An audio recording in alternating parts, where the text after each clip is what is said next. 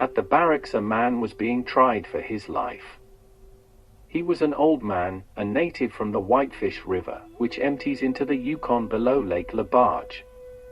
All Dawson was wrought up over the affair, and likewise the Yukon dwellers for 1,000 miles up and down. It has been the custom of the land-robbing and sea-robbing Anglo-Saxon to give the law to conquered peoples, and ofttimes this law is harsh. But in the case of Imber the law for once seemed inadequate and weak. In the mathematical nature of things, equity did not reside in the punishment to be accorded him. The punishment was a foregone conclusion, there could be no doubt of that, and though it was capital, Imber had but one life, while the tale against him was one of scores. In fact, the blood of so many was upon his hands that the killings attributed to him did not permit of precise enumeration. Smoking a pipe by the trail side or lounging around the stove, men made rough estimates of the numbers that had perished at his hand. They had been whites, all of them, these poor murdered people, and they had been slain singly, in pairs, and in parties. And so purposeless and wanton had been these killings, that they had long been a mystery to the mounted police, even in the time of the captains, and later, when the Creeks realized, and a governor came from the Dominion to make the land pay for its prosperity. But more mysterious still was the coming of Imber to Dawson to give himself up. It was in the late spring, when the Yukon was growling and writhing under its ice, that the old Indian climbed painfully up the bank from the river trail and stood blinking on the main street. Men who had witnessed his advent noted that he was weak and tottery, and that he staggered over to a heap of cabin logs and sat down. He sat there a full day, staring straight before him at the unceasing tide of white men that flooded past. Many a head jerked curiously to the side to meet his stare, and more than one remark was dropped anent the old Siwash with so strange a look upon his face. No end of men remembered afterward that they had been struck by his extraordinary figure, and forever afterward prided themselves upon their swift discernment of the unusual. But it remained for Dickinson, little Dickinson, to be the hero of the occasion. Little Dickinson had come into the land with great dreams and a pocketful of cash, but with the cash the dreams vanished, and to earn his passage back to the States he had accepted a clerical position with the brokerage firm of Holbrook and Mason. Across the street from the office of Holbrook and Mason was the heap of cabin logs upon which Imber Saturday. Dickinson looked out of the window at him before he went to lunch, and when he came back from lunch he looked out of the window, and the old Siwash was still there. Dickinson continued to look out of the window, and he, too, forever afterward prided himself upon his swiftness of discernment. He was a romantic little chap, and he likened the immobile old heathen to the genius of the Siwash race, gazing calm-eyed upon the hosts of the invading Saxon. The hours swept along, but Imber did not vary his posture, did not by a hair's breadth move a muscle, and Dickinson remembered the man who once sat upright on a sled in the main street where men passed to and fro. They thought the man was resting, but later, when they touched him, they found him stiff and cold, frozen to death in the midst of the busy street. To undouble him, that he might fit into a coffin, they had been forced to lug him to a fire and thaw him out a bit. Dickinson shivered at the recollection. Later on, Dickinson went out on the sidewalk to smoke a cigar and cool off, and a little later Emily Travis happened along. Emily Travis was dainty and delicate and rare, and whether in London or Klondike she gowned herself as befitted the daughter of a millionaire mining engineer. Little Dickinson deposited his cigar on an outside window ledge where he could find it again, and lifted his hat. They chatted for 10 minutes or so, when Emily Travis, glancing past Dickinson's shoulder, gave a startled little scream.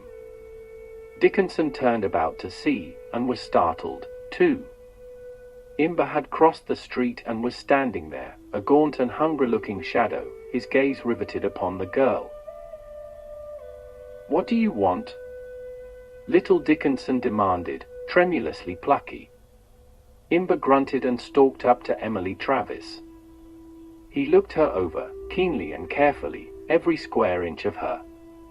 Especially did he appear interested in her silky brown hair, and in the color of her cheek, faintly sprayed and soft, like the downy bloom of a butterfly wing. He walked around her, surveying her with the calculating eye of a man who studies the lines upon which a horse or a boat is builded. In the course of his circuit the pink shell of her ear came between his eye and the westering sun, and he stopped to contemplate its rosy transparency. Then he returned to her face and looked long and intently into her blue eyes. He grunted and laid a hand on her arm midway between the shoulder and elbow. With his other hand he lifted her forearm and doubled it back. Disgust and wonder showed in his face, and he dropped her arm with a contemptuous grunt. Then he muttered a few guttural syllables, turned his back upon her, and addressed himself to Dickinson. Dickinson could not understand his speech, and Emily Travis laughed. Imber turned from one to the other, frowning, but both shook their heads. He was about to go away, when she called out, "Oh, Jimmy! Come here." Jimmy came from the other side of the street. He was a big, hulking Indian clad in approved white man style, with an El Dorado King's sombrero on his head. He talked with Imber, haltingly, with throaty spasms. Jimmy was a Sitkan, possessed of no more than a passing knowledge of the interior dialects. "Him whitefish man," he said to Emily Travis. "Me savam talk no very much. Him want to look see chief white man." "The governor," suggested Dickinson. Jimmy talked some more with the whitefish man, and his face went grave and puzzled. "I think want Cap'n Alexander," he explained. "Him say kill white man, white woman, white boy, plenty kill white people. Him want to die." "Insane, I guess," said Dickinson. "What you call that?" queried Jimmy. Dickinson thrust a finger figuratively inside his head and imparted a rotary motion thereto. Meb so," said Jimmy, returning to Imber, who still demanded the chief man of the white men. A mounted policeman, unmounted for Klondike service, joined the group and heard Imber's wish repeated. He was a stalwart young fellow, broad-shouldered, deep-chested, legs cleanly built and stretched wide apart, and tall though Imber was, he towered above him by half a head. His eyes were cool, and grey, and steady, and he carried himself with the peculiar confidence of power that is bred of blood and tradition. His splendid masculinity was emphasized by his excessive boyishness. He was a mere lad, and his smooth cheek promised to blush as willingly as the cheek of a maid. Imber was drawn to him at once. The fire leaped into his eyes at sight of a saber slash that scarred his cheek. He ran a withered hand down the young fellow's leg and caressed the swelling thew. He smote the broad chest with his knuckles, and pressed and prodded the thick muscle pads that covered the shoulders like a cuirass. The group had been added to by curious passers-by, husky miners, mountaineers, and frontiersmen, sons of the long-legged and broad-shouldered generations. Imber glanced from one to another, then he spoke aloud in the whitefish tongue. "What did he say?" asked Dickinson. "Him say all the same one man, that P. Leisman," Jimmy interpreted. Little Dickinson was little, and what of Miss Travis? He felt sorry for having asked the question. The policeman was sorry for him and stepped into the breach. "I fancy there may be something in his story. I'll take him up to the captain for examination. Tell him to come along with me, Jimmy." Jimmy indulged in more throaty spasms, and Imber grunted and looked satisfied. "But ask him what he said, Jimmy, and what he meant when he took hold of my arm." So spoke Emily Travis, and Jimmy put the question and received the answer. "Him say you no afraid," said Jimmy. Emily Travis looked pleased. "Him say you no skookum, no strong, all the same very soft like little baby. Him break you, in 2 hands, to little pieces. Him ain't much funny, very strange, how you can be mother of men so big, so strong, like that policeman. Emily Travers kept her eyes up and unfaltering, but her cheeks were sprayed with scarlet. Little Dickinson blushed and was quite embarrassed. The policeman's face blazed with his boy's blood. "Come along, you," he said gruffly, setting his shoulder to the crowd and forcing a way. Thus it was that Imber found his way to the barracks, where he made full and voluntary confession, and from the precincts of which he never emerged. Imber looked very tired. The fatigue of hopelessness and age was in his face. His shoulders drooped depressingly, and his eyes were lackluster.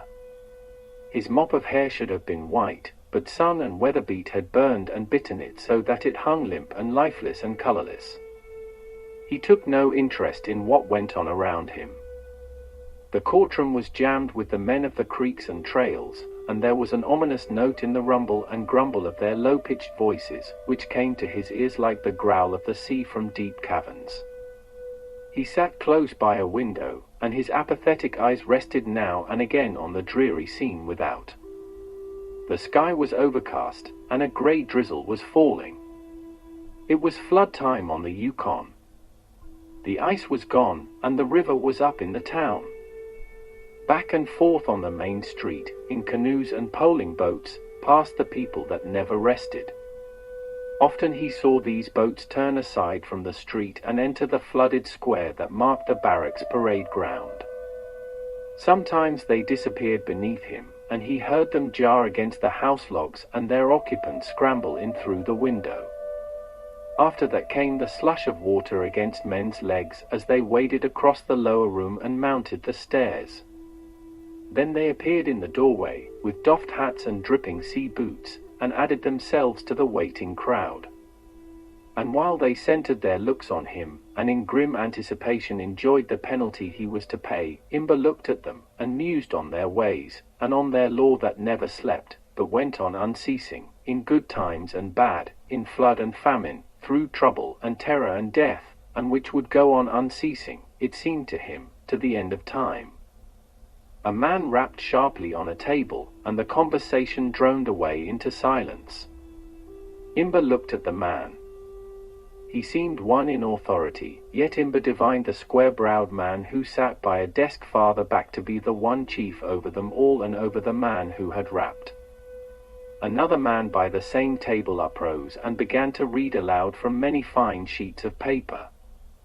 At the top of each sheet he cleared his throat, at the bottom moistened his fingers. Imber did not understand his speech, but the others did, and he knew that it made them angry. Sometimes it made them very angry, and once a man cursed him, in single syllables, stinging and tense, till a man at the table rapped him to silence. For an interminable period the man read. His monotonous, sing-song utterance lured Imber to dreaming, and he was dreaming deeply when the man ceased. A voice spoke to him in his own whitefish tongue, and he roused up, without surprise, to look upon the face of his sister's son, a young man who had wandered away years ago to make his dwelling with the whites. "Thou dost not remember me," he said by way of greeting. "Nay," Imber answered. "Thou art Halkan who went away. Thy mother be dead." "She was an old woman," said Halkan. But Imber did not hear, and Halkan, with hand upon his shoulder, roused him again. "I shall speak to thee what the man has spoken, which is the tale of the troubles thou hast done, and which thou hast told, O fool, to the Captain Alexander. And thou shalt understand and say if it be true talk or talk not true. It is so commanded." Halkan had fallen among the mission folk and been taught by them to read and write. In his hands he held the many fine sheets from which the man had read aloud, and which had been taken down by a clerk when Imber first made confession, through the mouth of Jimmy, to Captain Alexander. Halkan began to read. Imber listened for a space, when a wonderment rose up in his face and he broke in abruptly. "That be my talk, Halkan. Yet from thy lips it comes when thy ears have not heard." Halkan smirked with self-appreciation. His hair was parted in the middle. "Nay, from the paper it comes, O Imber." never have my ears heard. From the paper it comes, through my eyes, into my head, and out of my mouth to thee. Thus it comes. Thus it comes? It be there in the paper? Imber's voice sank in whisperful awe as he crackled the sheets twixt thumb and finger, and stared at the character he scrawled thereon. It be a great medicine, How Khan, and thou art a worker of wonders. It be nothing, the young man responded carelessly and pridefully. He read at hazard from the document. In that year, before the break of the ice, came an old man, and a boy who was lame of 1 foot. These also did I kill, and the old man made much noise. It be true, Imber interrupted breathlessly. He made much noise and would not die for a long time. But how dost thou know, How Khan? The chief man of the white men told thee, mayhap? No one beheld me, and him alone have I told. How Khan shook his head with impatience. Have I not told thee it be there in the paper, O fool? Imber stared hard at the ink-scrawled surface.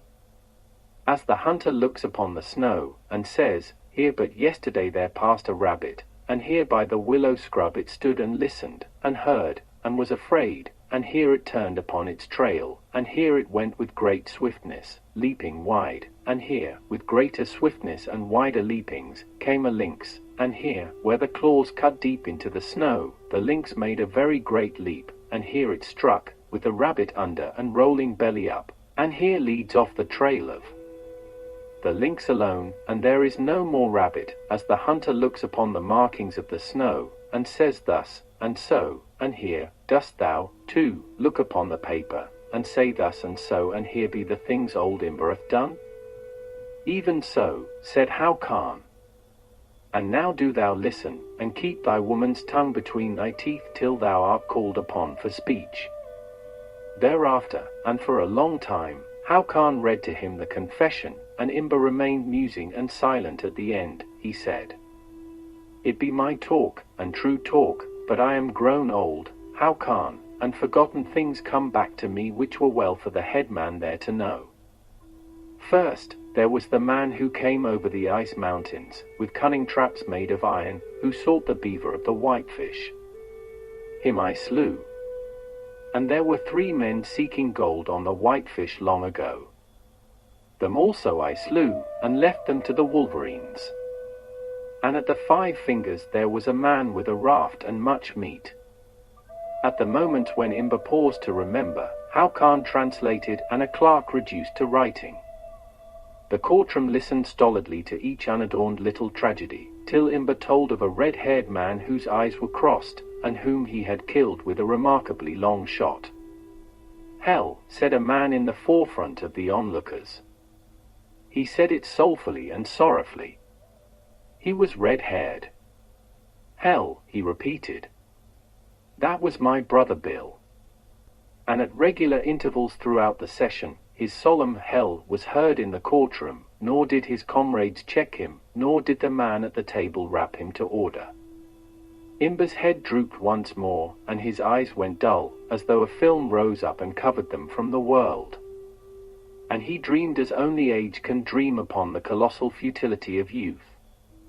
Later, How Khan roused him again, saying, Stand up, O Imber. It be commanded that thou tellest why you did these troubles, and slew these people, and at the end journeyed here seeking the law. Imber rose feebly to his feet, and swayed back and forth. He began to speak in a low and faintly rumbling voice, but How Khan interrupted him. This old man, he is damn crazy, he said in English to the square-browed man. His talk is foolish and like that of a child. We will hear his talk which is like that of a child, said the square-browed man. And we will hear it, word for word, as he speaks it. Do you understand? How Khan understood, and Imber's eyes flashed, for he had witnessed the play between his sister's son and the man in authority. And then began the story, the epic of a bronze patriot which might well itself be wrought into bronze for the generations unborn. The crowd fell strangely silent, and the square-browed judge leaned head on hand, and pondered his soul, and the soul of his race. Only was heard the deep tones of Imber, rhythmically alternating with the shrill voice of the interpreter, and now, and again, like the bell of the Lord, the wondering, and meditative, hell of the red-haired man. I am Imber of the Whitefish people. So ran the interpretation of Hao Khan, whose inherent barbarism gripped hold of him, and who lost his mission culture and veneered civilization as he caught the savage ring and rhythm of old Imber's tale. My father was Otzbauk, a strong man. The land was warm with sunshine and gladness when I was a boy. The people did not hunger after strange things, nor hearken to new voices, and the ways of their fathers were their ways. The women found favor in the eyes of the young men, and the young men looked upon them with content. Babes hung at the breasts of the women, and they were heavy-hipped with increase of the tribe. Men were men in those days. In peace and plenty, and in war and famine, they were men. At that time there was more fish in the water than now, and more meat in the forest. Our dogs were wolves, warm with thick hides, and hard to the frost and storm. And as with our dogs so with us, for we were likewise hard to the frost and storm. And when the Pellies came into our land we slew them, and were slain. For we were men, we Whitefish, and our fathers' fathers had fought against the Pellies, and determined the bounds of the land. As I say, with our dogs, so with us. And one day came the first white man. He dragged himself, so, on hand and knee, in the snow. And his skin was stretched tight, and his bones were sharp beneath. Never was such a man, we thought, and we wondered of what strange tribe he was, and of its land.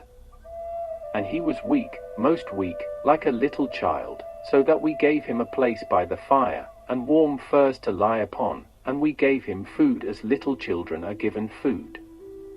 And with him was a dog, large as 3 of our dogs, and very weak. The hair of this dog was short, and not warm, and the tail was frozen so that the end fell off. And this strange dog we fed, and bedded by the fire, and fought from it our dogs, which else would have killed him. And what of the moose meat and the sun-dried salmon, the man and dog took strength to themselves, and what of the strength they became big and unafraid.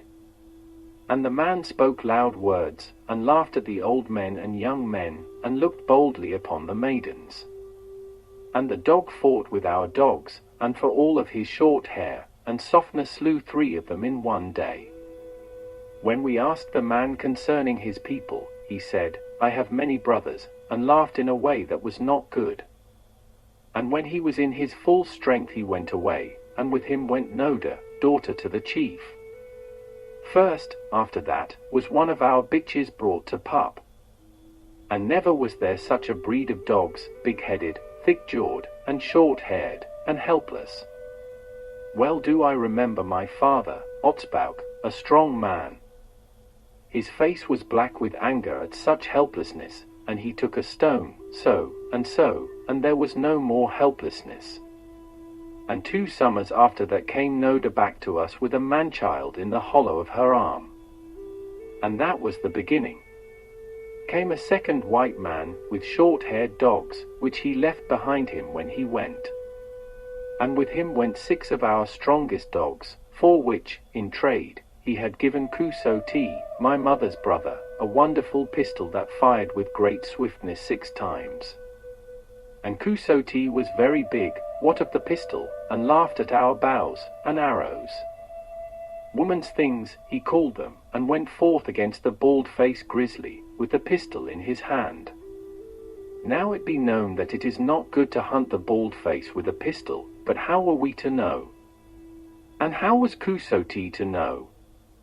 So he went against the bald face, very brave, and fired the pistol with great swiftness 6 times, and the bald face but grunted, and broke in his breast like it were an egg, and like honey from a bee's nest dripped the brains of Kuso-T upon the ground.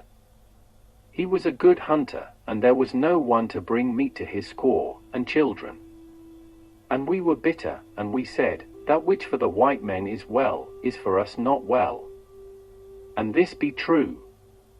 There be many white men, and fat, but their ways have made us few, and lean. Came the third white man, with great wealth of all manner of wonderful foods, and things. And 20 of our strongest dogs he took from us in trade. Also, what of presents, and great promises, 10 of our young hunters did he take with him on a journey which fared no man knew where. It is said they died in the snow of the ice mountains where man has never been, or in the hills of silence which are beyond the edge of the earth. Be that as it may, dogs and young hunters were seen never again by the Whitefish people. And more white men came with the years, and ever, with pay and presents, they led the young men away with them. And sometimes the young men came back with strange tales of dangers, and toils in the lands beyond the Pellies, and sometimes they did not come back. And we said, If they be unafraid of life, these white men, it is because they have many lives, but we be few by the Whitefish, and the young men shall go away no more. But the young men did go away, and the young women went also, and we were very wroth. It be true, we ate flour, and salt pork, and drank tea which was a great delight, only, when we could not get tea, it was very bad, and we became short of speech, and quick of anger. So we grew to hunger for the things the white men brought in trade. Trade. Trade. All the time was it trade. One winter we sold our meat for clocks that would not go, and watches with broken guts, and files worn smooth, and pistols without cartridges, and worthless. And then came famine, and we were without meat, and 20 died ere the break of spring. Now are we grown weak, we said, and the Pellies will fall upon us, and our bounds be overthrown. But as it fared with us, so had it fared with the Pellies, and they were too weak to come against us. My father, Otsbauk, a strong man, was now old, and very wise. And he spoke to the chief, saying, Behold, our dogs be worthless. No longer are they thick-furred and strong, and they die in the frost and harness. Let us go into the village and kill them, saving only the wolf ones, and these let us tie out in the night that they may mate with the wild wolves of the forest. Thus shall we have dogs warm and strong again. And his word was hearkened to, and we Whitefish became known for our dogs, which were the best in the land. But known we were not for ourselves. The best of our young men and women had gone away with the white men to wander on trail and river to far places. And the young women came back old and broken, as Noda had come, or they came not at all. And the young men came back to sit by our fires for a time, full of ill speech and rough ways, drinking evil drinks, and gambling through long nights and days, with a great unrest always in their hearts, till the call of the white men came to them, and they went away again to the unknown places. And they were without honor and respect, jeering the old-time customs, and laughing in the faces of chief and shamans. As I say, we were become a weak breed, we Whitefish. We sold our warm skins, and furs for tobacco, and whiskey, and thin cotton things that left us shivering in the cold. And the coughing sickness came upon us, and men and women coughed, and sweated through the long nights, and the hunters on trail spat blood upon the snow. And now one, and now another, bled swiftly from the mouth and died. And the women bore few children, and those they bore were weak, and given to sickness. And other sicknesses came to us from the white men, the like of which we had never known, and could not understand. Smallpox, likewise measles, have I heard these sicknesses named, and we died of them as die the salmon in the still eddies when in the fall their eggs are spawned, and there is no longer need for them to live. And yet, and here be the strangeness of it, the white men come as the breath of death, all their ways lead to death, their nostrils are filled with it, and yet they do not die. There's the whiskey, and tobacco, and short-haired dogs, there's the many sicknesses, the smallpox, and measles, the coughing, and mouth bleeding, there's the white skin, and softness to the frost and storm, and there's the pistols that shoot 6 times very swift and are worthless. And yet they grow fat on their many ills, and prosper, and lay a heavy hand over all the world, and tread mightily upon its peoples. And their women, too, are soft as little babes, most breakable, and never broken, the mothers of men. And out of all this softness, and sickness, and weakness, comes strength, and power, and authority. They be gods, or devils, as the case may be. I do not know. What do I know, I, old Imber of the Whitefish? Only do I know that they are past understanding, these white men, far wanderers, and fighters over the earth that they be. As I say, the meat in the forest became less and less. It be true, the white man's gun is most excellent, and kills a long way off, but of what worth the gun, when there is no meat to kill? When I was a boy on the Whitefish there was moose on every hill, and each year came the caribou uncountable. But now the hunter may take the trail 10 days, and not one moose gladden his eyes, while the caribou uncountable come no more at all. Small worth the gun, I say, killing a long way off, when there be nothing to kill.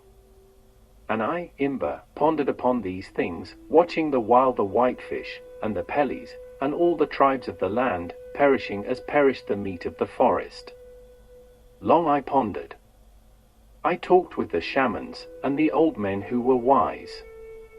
I went apart that the sounds of the village might not disturb me, and I ate no meat so that my belly should not press upon me, and make me slow of eye and ear. I sat long and sleepless in the forest, wide-eyed for the sign, my ears patient, and keen for the word that was to come. And I wandered alone in the blackness of night to the river bank, where was wind moaning, and sobbing of water, and where I sought wisdom from the ghosts of old shamans in the trees, and dead, and gone. And in the end, as in a vision, came to me the short-haired, and detestable dogs, and the way seemed plain. By the wisdom of Otsbauk, my father, and a strong man, had the blood of our own wolf-dogs been kept clean, wherefore had they remained warm of hide, and strong in the harness. So I returned to my village, and made oration to the men. This be a tribe, these white men, I said. A very large tribe, and doubtless there is no longer meat in their land, and they are come among us to make a new land for themselves. But they weaken us, and we die. They are a very hungry folk. Already has our meat gone from us, and it were well, if we would live, that we deal by them as we have dealt by their dogs. And further oration I made, counselling fight. And the men of the Whitefish listened, and some said one thing, and some another, and some spoke of other, and worthless things, and no man made brave talk of deeds, and war. But while the young men were weak as water, and afraid, I watched that the old men sat silent, and that in their eyes fires came, and went. And later, when the village slept, and no one knew, I drew the old men away into the forest, and made more talk. And now we were agreed, and we remembered the good young days, and the free land, and the times of plenty, and the gladness, and sunshine, and we called ourselves brothers, and swore great secrecy, and a mighty oath to cleanse the land of the evil breed that had come upon it. It be plain we were fools, but how were we to know, we old men of the Whitefish? And to hearten the others, I did the first deed. I kept guard upon the Yukon till the first canoe came down. In it were 2 white men, and when I stood upright upon the bank, and raised my hand they changed their course, and drove into me. And as the man in the bow lifted his head, so, that he might know wherefore I wanted him, my arrow sang through the air straight to his throat, and he knew. The second man, who held paddle in the stern, had his rifle half to his shoulder when the first of my 3 spear casts smote him. These be the first, I said, when the old men had gathered to me. Later we will bind together all the old men of all the tribes, and after that the young men who remain strong, and the work will become easy. And then the 2 dead white men we cast into the river. And of the canoe, which was a very good canoe, we made a fire, and a fire, also, of the things within the canoe. But first we looked at the things, and they were pouches of leather which we cut open with our knives. And inside these pouches were many papers, like that from which thou hast read, O Haukan, with markings on them which we marveled at, and could not understand. Now I am become wise, and I know them for the speech of men as thou hast told me. A whisper and buzz went around the courtroom when Haukan finished interpreting the affair of the canoe, and one man's voice spoke up. That was the lost 91 male, Peter James, and Delaney bringing it in, and last spoken at Labarge by Matthews going out. The clerk scratched steadily away, and another paragraph was added to the history of the North. There be little more, Imber went on slowly. It be there on the paper, the things we did. We were old men, and we did not understand. Even I, Imber, do not now understand. Secretly we slew, and continued to slay, for with our years we were crafty, and we had learned the swiftness of going without haste. When white men came among us with black looks, and rough words, and took away 6 of the young men with irons binding them helpless, we knew we must slay wider, and farther. And one by one we old men departed up river, and down to the unknown lands. It was a brave thing. Old we were, and unafraid, but the fear of far places is a terrible fear to men who are old. So we slew, without haste, and craftily. On the Chilkoot, and in the delta we slew, from the passes to the sea, wherever the white men camped or broke their trails. It be true, they died, but it was without worth. Ever did they come over the mountains, ever did they grow, and grow, while we, being old, became less and less. I remember, by the Caribou crossing, the camp of a white man. He was a very little white man, and 3 of the old men came upon him in his sleep. And the next day I came upon the 4 of them. The white man alone still breathed, and there was breath in him to curse me once, and well before he died. And so it went, now one old man, and now another. Sometimes the word reached us long after of how they died, and sometimes it did not reach us. And the old men of the other tribes were weak, and afraid, and would not join with us. As I say, one by one, till I alone was left. I am Imber, of the Whitefish people. My father was Otsbaug, a strong man. There are no whitefish now. Of the old men I am the last. The young men and young women are gone away, some to live with the Pellies, some with the Salmons, and more with the white men. I am very old, and very tired, and it being vain fighting the law, as thou sayest, Haukan, I am come seeking the law. O Imber, thou art indeed a fool, said Haukan. But Imber was dreaming. The square-browed judge likewise dreamed, and all his race rose up before him in a mighty phantasmagoria, his steel-shod, mail-clad race, the lawgiver and world-maker among the families of men.